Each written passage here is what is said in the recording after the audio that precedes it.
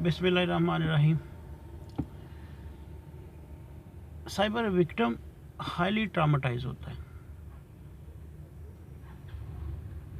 वो खुदकुशी की तरफ माइल होता है। उसके पास उसे लगता है कि कोई ऑप्शन नहीं रह गया।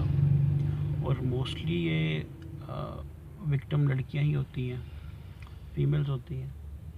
तो ये हाईली माइल होती हैं कि उस सूरत में जबकि इनकी अब इज़्ज़त और रिस्पेक्ट बिल्कुल ख़त्म हो गई है,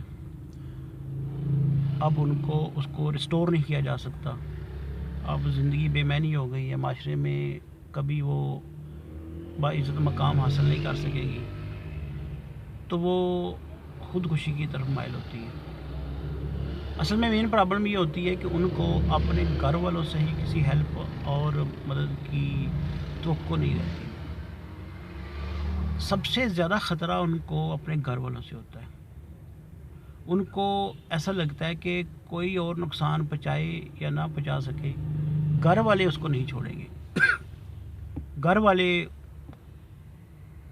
उसको मार देंगे, घर वाले उसे घर से निकाल देंगे, घर वाले उसे जलील करेंगे, घर वाले उसको कॉलेज से एजुकेशन से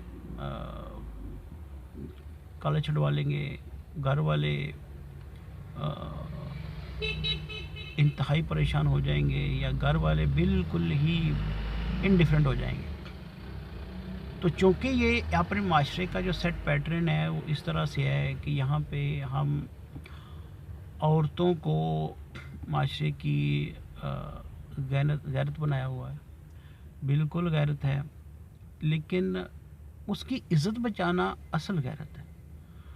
उसकी रिस्पेक्ट को सेव करना असल गैरत है। उसको तहफ़्फ़ुज़ फ़राहम करना असल गैरत है।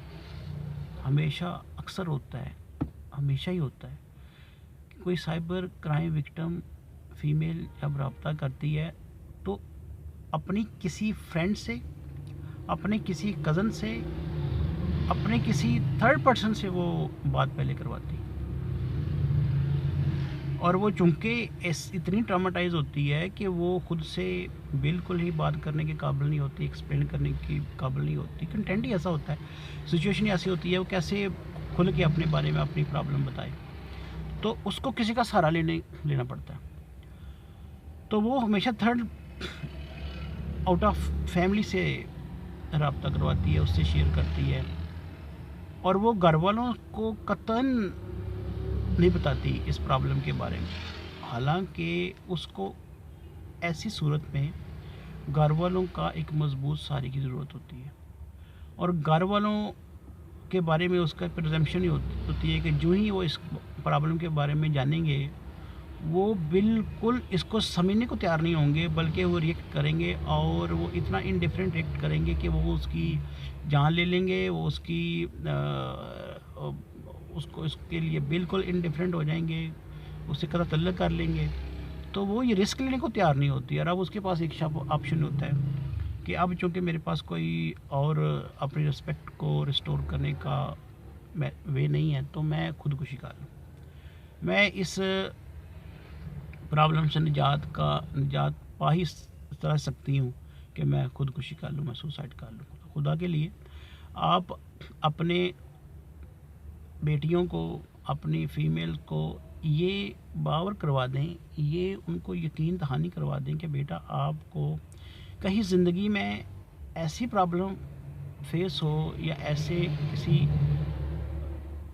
मुश्किल का शिकार हो जहाँ पे तुम्हें लगे कि तुम्हारा कोई और हेल्प नहीं कर सकेगा, तो सबसे पहले हम आपकी हेल्प करेंगे।